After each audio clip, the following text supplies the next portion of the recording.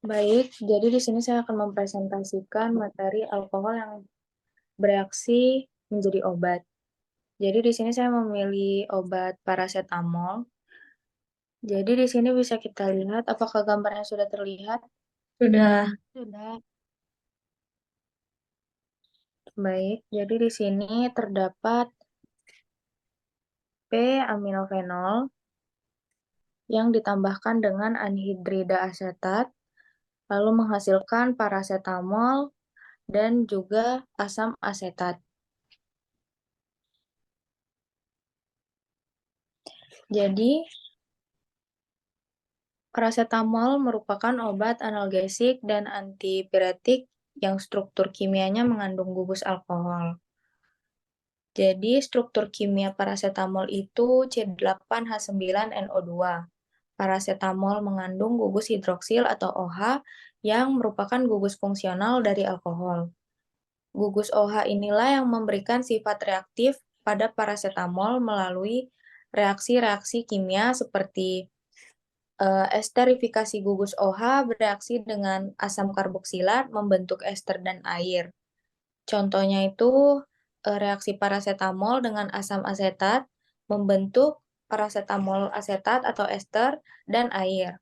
Lalu juga ada eterifikasi gugus OH bereaksi dengan alkohol membentuk eter dan air. Contohnya reaksi parasetamol dengan etanol membentuk etil parasetamol atau eter dan air. Ada juga oksidasi gugus OH dioksidasi menjadi gugus karbonil atau keton.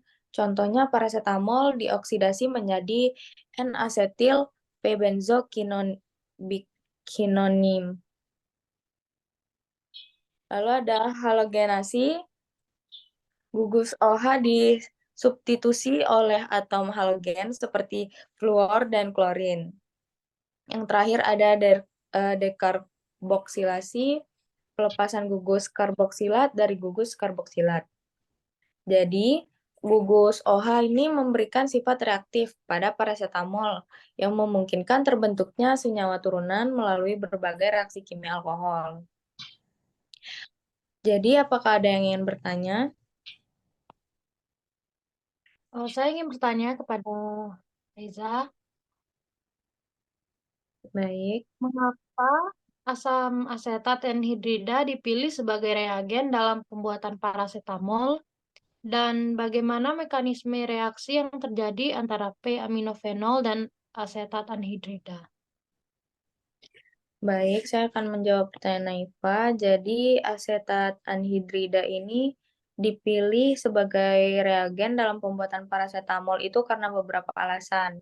Yang pertama, asetat anhidrida ini bereaksi dengan gugus amina primer membentuk amida.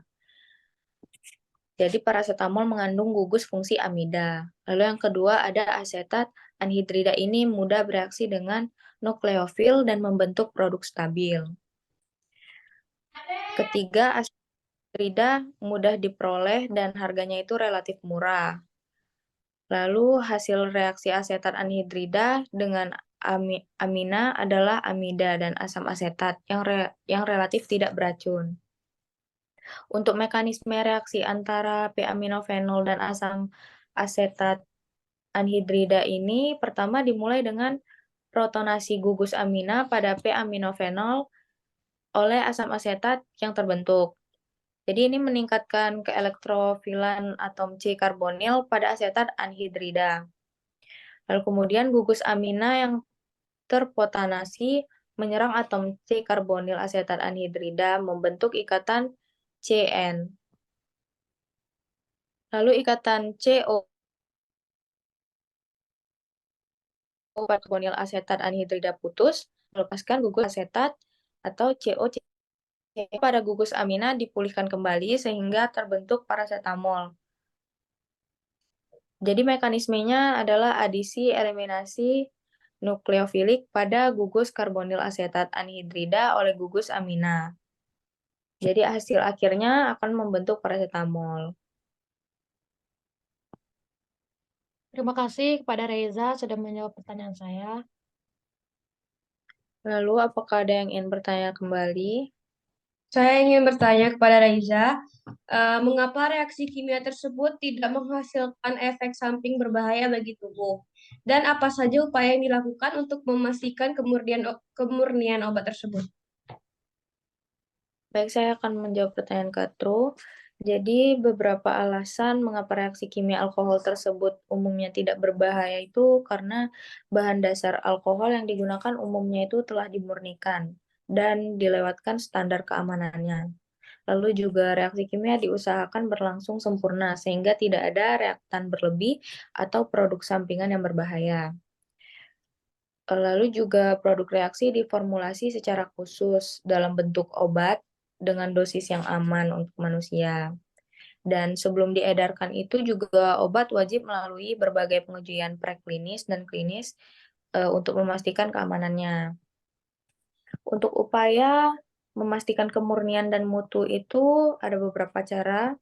Yang pertama itu menggunakan bahan baku bersertifikat GMP, lalu menerapkan proses produksi sesuai standar CPOB dan CPOTB, melakukan uji kemurnian bahan baku dan produk jadi di laboratorium, menjaga rantai distribusi obat agar terhindar dari kontaminasi, memberi informasi lengkap pada kemasan produk agar penggunaan obat yang benar, mencantumkan nomor batch dan tanggal kadaluarsa untuk tracking, dan yang terakhir melaporkan efek samping obat ke Badan Pengawas Obat Nasional.